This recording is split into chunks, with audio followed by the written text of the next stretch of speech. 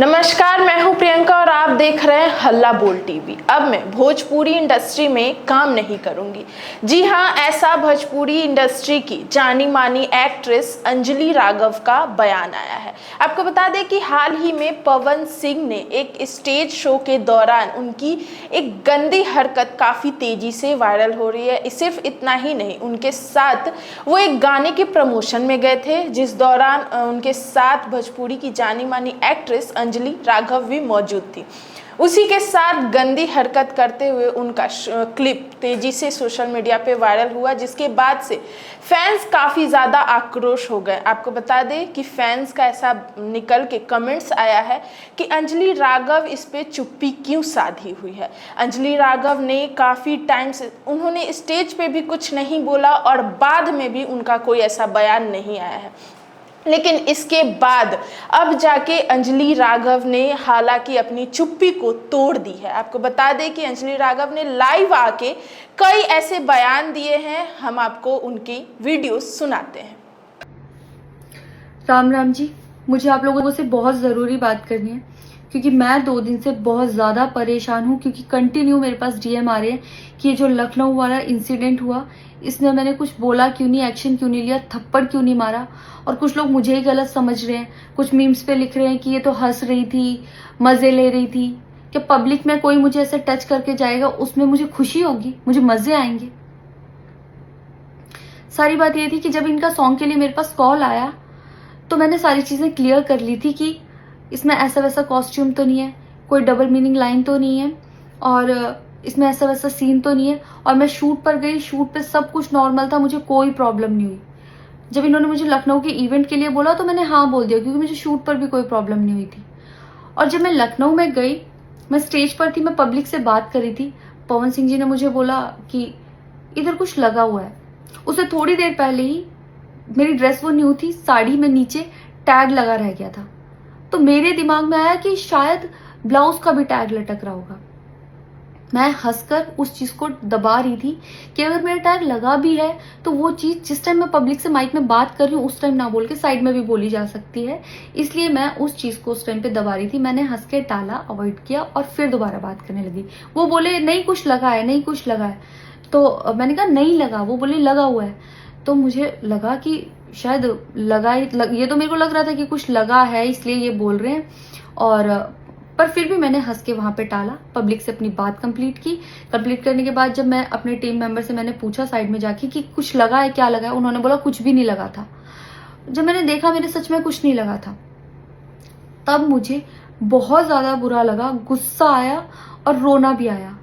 लेकिन मुझे ये नहीं समझ आया कि मैं अब क्या करूं यहाँ पर, क्योंकि जहां मैं गई थी लखनऊ में, पवन सिंह जी खुद भी वहीं के रहने वाले हैं, उसी जगह पर इवेंट था।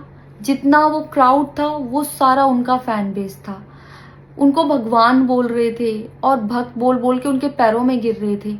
वो उनका फैन बेस था, क्राउड था। तो मुझे समझ नहीं आया कि मैं क्या करूं। अगर मैं कुछ भी बोलती तो क्या वो लोग मुझे सपोर्ट करते। मेरे साथ कुल 3-4 बंदे यहाँ से गए थे, तो वहां जितना क्राउड था क्या वो लोग मेरा साथ देता।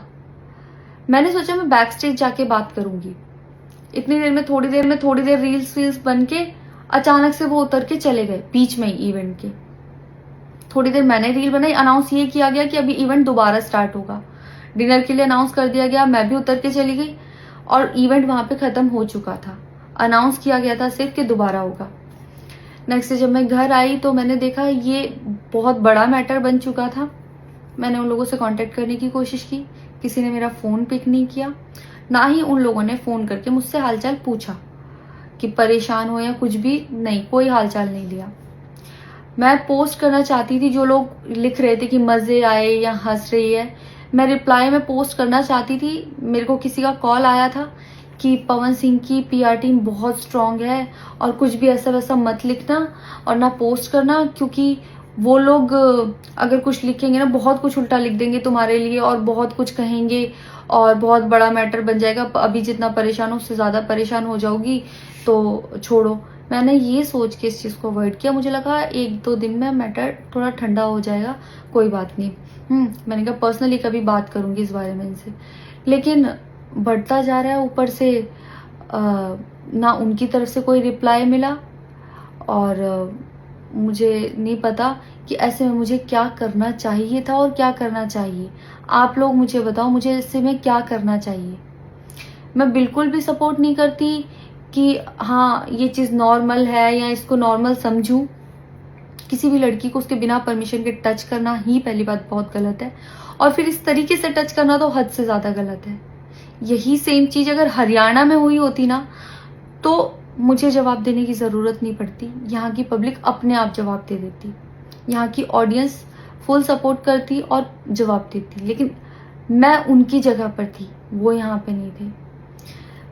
इससे मुझे ये लेसन मिला है कि मैं भोजपुरी इंडस्ट्री में अब काम नहीं करूँगी। आर्टिस्ट हूँ तो नई नई चीज़ें ट्राई करने का मन करता है कि ये भी ट्राई करूँ, ये भी ट्राई करूँ, ये भी ट्राई करूँ। कुछ भी अलग सा आता है तो करने का मन करता है कि कुछ अलग होगा, कुछ नया ट्राई करती हूँ।